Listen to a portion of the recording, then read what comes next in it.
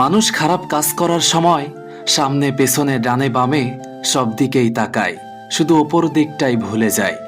আপন করা যায় না তাকে যে পর হতে চায়, ভালোবাসা যায় না তাকে যে ভুলে যেতে চায়।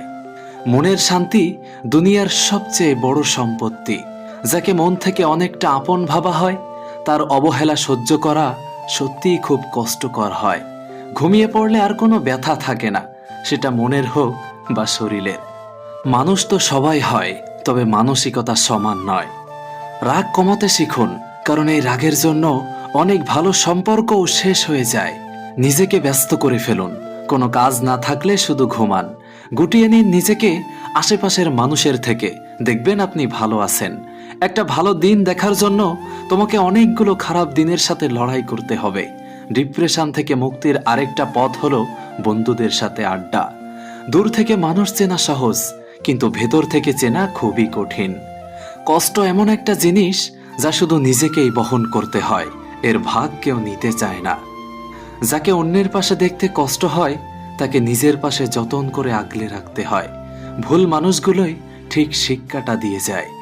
খুব পছন্দের কিছু সবসময় না পাওয়াই ভালো। শিক্ষা সবাই অর্জন করতে পারে, কিন্তু ভদ্রতা নয়। 3 ধরনের বুদ্ধিমান মানুষ থেকে দূরত্ব বজায় রাখা উচিত। 1, যে বেশি বোঝে। 2, যে নিজেরটাই বোঝে।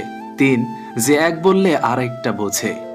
সেতু আর দেওয়াল একই উপাদান দিয়ে তৈরি, কিন্তু সেতু মানুষকে সংযুক্ত করে আর দেওয়াল মানুষকে ভাগাভাগি করে। সুতরাং সঠিক জিনিস সবসময় নিজে বেছে নেওয়ার চেষ্টা করুন।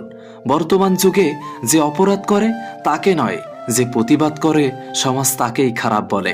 তোমার চেষ্টা আর প্রতিভা যতই প্রবল হোক না কেন, কিছু ক্ষেত্রে সফল হতে সময় লাগে। মানুষ গুহা ছাড়ল, গাছের ছাল ছাড়ল, কাঁচা মাংস ছাড়ল, এমনকি নিজের মনুষ্যত্ব বোধটাও ছাড়ল, কিন্তু অন্যের ভালো দেখে হিংসা করাটা আজও মানুষ ছাড়তে পারল না। নদীর জল মিষ্টি হয় কারণ সে সবাইকে দিতে থাকে।